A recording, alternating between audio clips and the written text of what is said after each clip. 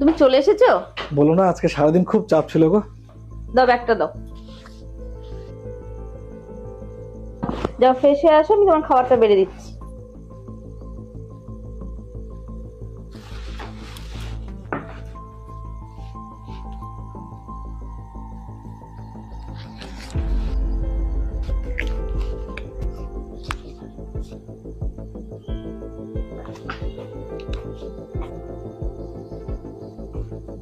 ও তুমি চলে এসেছো, দাও ব্যাগটা দাও। আজকে আমার মন মেজাজ ঠিক নেই। কি হয়েছে তোমার? কি হলো, কিছু বলো।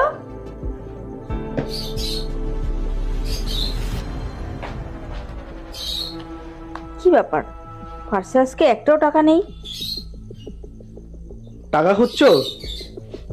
ভয় পেও না, আমি তোমাকে আগেও দেখেছি যে তুমি আমার মানি ব্যাগ থেকে টাকা চুরি করো। আমার এই জিনিসটা ভালো লাগে না। আর তোমাকে একটু আগে বললাম না, আজকে আমার মন মেজাজ ভালো না। কারণটা কি জানো? আজকে আমার বস আমাকে কাজের থেকে বের করে দিয়েছে।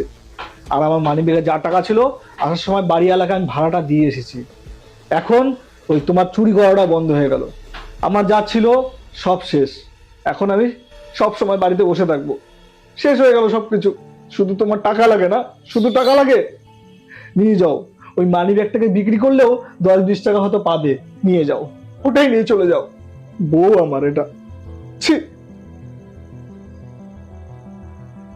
তোমার কি হয়েছে আমাকে বলো। আরে তুমি কাঁদছো কেন? আমি কাঁদছি না, আমি পস্তাচ্ছি যে এখন আমি আমার সংসারটাকে কিভাবে চালাবো।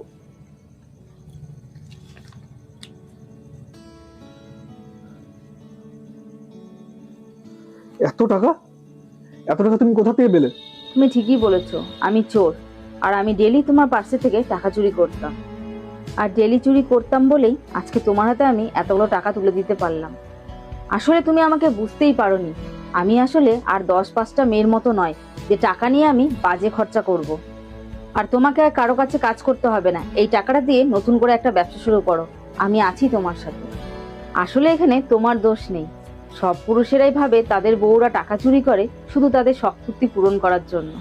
অবাক হয়ে লাভ নেই, কথায় আছে না, সংসার সুখী হয় রমণীর গুণে, গুণবান পতি যদি থাকে তার সনে। প্লিজ আমায় ক্ষমা করে দাও, সরি। কথায় আছে না, সংসার সুখী হয় রমণীর গুণে, গুণবান পতি যদি থাকে তার